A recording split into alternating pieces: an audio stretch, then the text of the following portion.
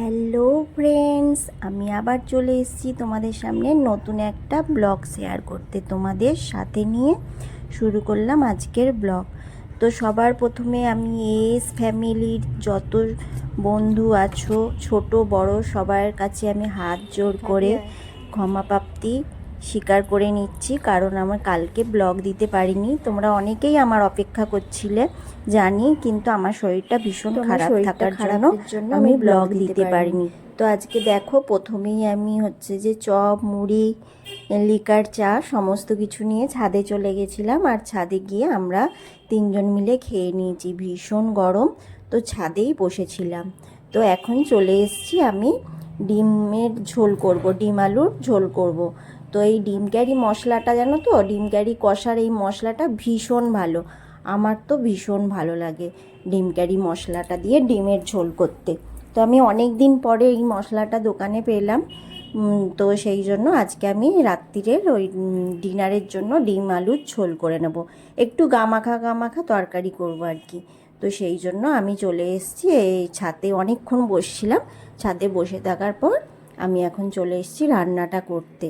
আর জানো তো, এই গরমের মধ্যে রান্না করা, তোমরা যারা রান্না করো জানো কতটা কষ্ট হয়, মানে কি বলবো।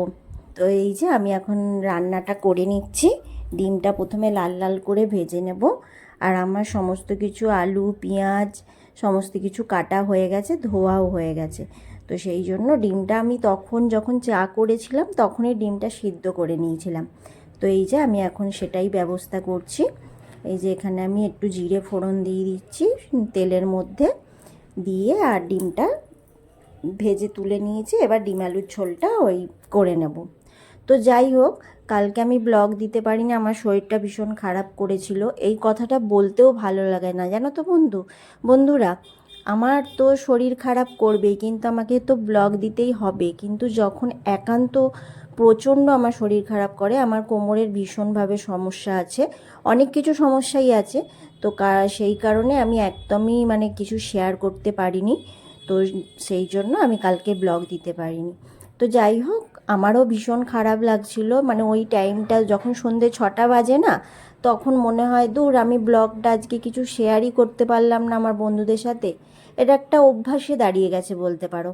তো যাই হোক, এখন আমি কড়ায় আলু, পেঁয়াজ সমস্ত কিছু একসাথে দিয়ে দিয়েছি। এবার রসুনটা গ্রেট করে নিচ্ছি, আর আদাটাও গ্রেট করে দিয়ে দেব। দিয়ে ভালোভাবে নাড়াচাড়া করে নেব। অনেকক্ষণ ধরে নাড়াচাড়া করে ভেজে নিয়ে তারপর ওই ডিম ক্যারি মশলাটা ভিজিয়ে গুলে রেখেছি, তো ওতে একটু আদা জিরে গুঁড়ো আর কাশ্মীরি লঙ্কা গুঁড়ো, নুন সমস্ত কিছু দিয়ে ওই বাটিতে, তো আমি রান্নাটা করে নিচ্ছি। এই রান্না করতে করতেই সাথে সাথে বাসন টাসনগুলো অল্প অল্প করে ধুয়ে নিচ্ছি সাইড থাকতে, জানো তো। এই গরমে যত তাড়াতাড়ি রান্নাঘর থেকে বেরোতে পারবো ততই ভালো। তো সেই জন্য আমি তরকারিটা বসাতে বসাতে আর ওইদিকে চায়ের বাসনগুলো, চা খেয়েছিলাম ওগুলো সব ধুয়ে নিয়েছি।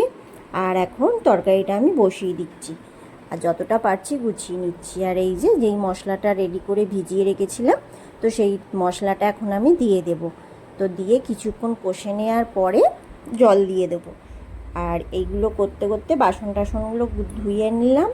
ধুয়ে নিয়ে কি করব বলো তো, এবার না আমি 2-3 দিন ধরে মোচা কেনা আছে, তারপর হচ্ছে কলমি শাক কেনা আছে, এই সব কিছুই রান্না বান্না করা হয়নি।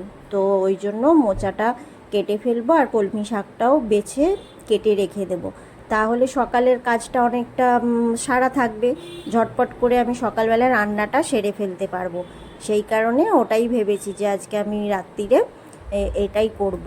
তার রুটি করার ইচ্ছা সেরকমভাবে নেই, রুটি করতেও পারি, না হলে রুটিটা কিনে আনতেও বলতে পারি। তো সেইটা ভাববো। এখন আমি আগে তরকারিটা তো করে নিই। তো সেই জন্য তরকারিটা এখন বসিয়ে দিচ্ছি।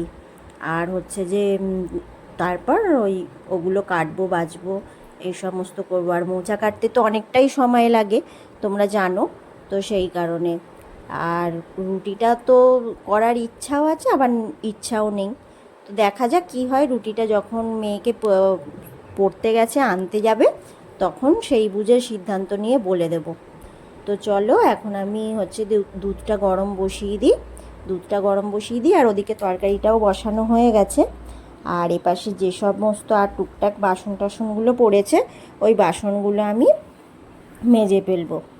তো বিকাল থেকে এইভাবেই টুকটাক কাজকর্ম করে গরমের সময় দিনটা কাটালাম। কী আর করবো, গরমে তো সারাদিনই গরম গরম, কিন্তু আমাদের তো প্রত্যেক দিনের কাজকর্মগুলো এগুলো তো আমাদের করতেই হবে, তাই না? তো এই যে দুধ গরম বসিয়ে আর যেই কটা বাসন আছে টুকটাক সেগুলো এবার মেজে নেব। মেজে নিলে তাহলে আমার হয়ে যাবে। মেজে আর ভালো করে মোছামুছি করে রেখে দেব, তাহলেই হয়ে যাবে। আর তরকারিগুলো হয়ে গেলে নামিয়ে নেব। আর এই এখন হচ্ছে যে এই যে ধুয়ে রেখে দিচ্ছি। ধোয়ার পরে তারপরে তরকারিগুলো দেখবো। তরকারিটা দুধটা বন্ধ করে গিয়ে আমি ওই মোচাটা বাছতে বসবো। মোচাটা কাটতে অনেকটাই সময় লাগবে। তো মোচা আর শাকটা কাটা হয়ে গেলে ততক্ষণে হচ্ছে যে তোমাদের দাদাভাই ও মেয়েকে নিয়ে চলেও আসবে। আর বলে দিলাম যে রুটিটা কিনেই আনবে, বলে দিয়েছি। তো ওই জন্য রুটিটা কিনে আনবে। আমি এখন তাহলে এগুলো বাছতে বসি, এগুলো কাটা কেটে নিই। এই তো আজকের এই হচ্ছে সারাদিনের কাজকর্ম। সারাদিনে না, বিকাল থেকে রাত্রির অবধি যেইটুকু তোমাদের সাথে শেয়ার করতে পারলাম সেইটুকু শেয়ার করলাম। তো তোমাদের এই ভিডিওর মধ্যে কিছু ভালো লাগলে লাইক কমেন্ট করে দিও।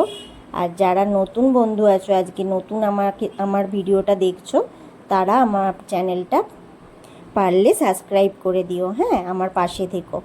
তো এই তো এগুলো করে নিলেই হয়ে যাবে। আর রাতের খাওয়া দাওয়া করব, ব্যাস আজকের মতন ছুটি। আবার পরের দিনের জন্য ব্যবস্থা। তো এই যে পরের দিনের ব্যবস্থাই তো হচ্ছে এখন। এই তো আজকে কালকে আবার কি রান্না করব, কি কাজ করব, আমাদের হাউস ওয়াইফদের তো এইটাই চিন্তা ভাবনা, তাই না? কিন্তু অনেকে জানো তো বলে এগুলো কিছু কাজই নয়, তাই না? কিন্তু যারা করে তারা জানে এগুলোও একটা কাজ। তো আমি এখন আপন মনে বসে বসে একা একা এগুলোকে ওইগুলো বাছছি। তো কিন্তু আমার বাছতে বেশ ভালোই লাগে। ওই সেই দেশলাই কাঠির মতন লম্বা লম্বাগুলো যেগুলো থাকে ওগুলোকে তো ফেলে দিতে হয়, আর ওগুলো আমার ফেলতে খুব ভালো লাগে। বাছতে আমার মোচা বাছতে ভালোই লাগে, কিন্তু অনেকটা সময় লাগে, এটাই হচ্ছে ব্যাপার। আর অনেকটা সময় বসে থাকা মানেই তো আমার অনেক সমস্যা। তো এই যে একবার করে পা তুলছি চেয়ারে, আবার একবার করে নাবাচ্ছি, এই করে করে বেছে নিচ্ছি। ছটপট করছি, জানো তো।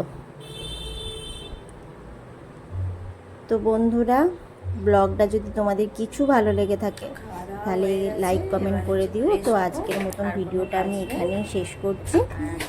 তো ভালো থেকো, সুস্থ থেকো। আমিও ভালো আছি, আবার আসছি।